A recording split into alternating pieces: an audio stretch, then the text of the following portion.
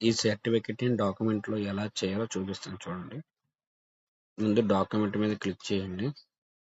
Click చేసిన తర్వాత అది ఆటోమేటిక్‌గా లైన్స్ తీసుకుంటుంది. దాన్ని ట్యాప్ చేయండి.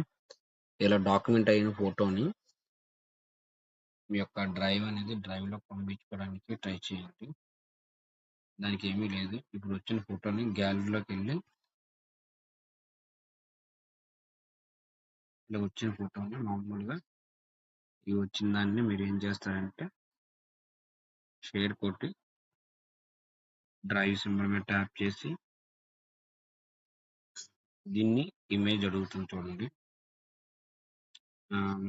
ఇక్కడ మల్టీ ఫ్లోర్ ఫోల్డర్స్ ఉన్నాయి కాబట్టి మనం న్యూ ఫోల్డర్ పెట్టుకొని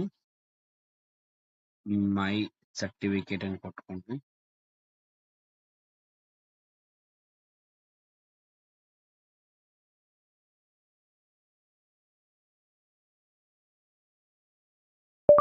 సర్టిఫికేట్స్ ఉంటుంది కదా, దాన్ని క్రియేట్ నొక్కండి.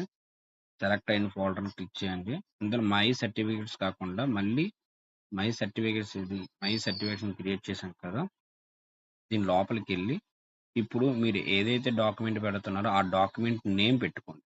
మళ్ళీ క్రియేట్ ఫోల్డర్. ఇప్పుడు 10th క్లాస్ సంబంధించింది కానీ అయితే ఓటర్ ఐడి కానీ ఆధార్ కార్డు కానీ అయితే ఏ ఫోల్డర్ అయితే ఆ ఫోల్డర్ పెట్టుకోండి.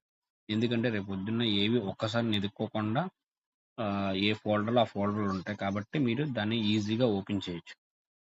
నేను ఇప్పుడు 10th క్లాస్ అని పెట్టాను. ఓకే, క్రియేట్ చేశాను, సెలెక్ట్ చేశాను. ఇప్పుడు నా పలానా ఈ మెయిల్లోకి వెళ్ళాలని చెప్పేసి మనం ముందుగానే సెలెక్ట్ చేసుకున్నాం. ఇందులో చాలా మల్టీ మెయిల్స్ ఉన్నాయి. ఇందులో నా మెయిల్స్లో నేను ఇది మాత్రం ఒక మెయిల్ ఎంచుకున్నాను. ఆ మెయిల్లోకి పలానా ఫోల్డర్లోకి వెళ్ళాలని చెప్పేసి నేను ఇక్కడ క్రియేట్ చేసుకున్నాను. ఇక్కడ ఇమేజ్ నేమ్ కూడా మీరు పైన మార్చుకోవచ్చు. 10th క్లాస్ అని పెట్టుకోండి.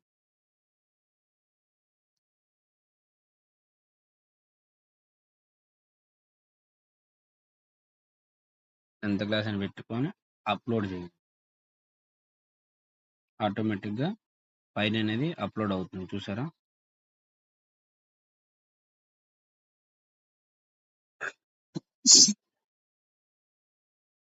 ఓకే, ఇప్పుడు అప్లోడ్ అయిందో లేదో చెక్ చేసుకోవడానికి డ్రైవ్ ఓపెన్ చేయండి. ఇక్కడ మెయిల్స్ మల్టీ మెయిల్స్ ఉన్నాయి కదా, ఇందులో చేయండి. ఇందులో మై సర్టిఫికేట్ అనే ఫోల్డర్ క్రియేట్ చేసాం కదా, ఇందులో మై సర్టిఫికేట్, ఇందులో 10th క్లాస్. చూసారా, మామూలుగా ఎగ్జాంపుల్గా చెప్పాను. ఇది ఈజీగా ప్రాసెస్ అండి. ఇంకోటి ఏంటంటే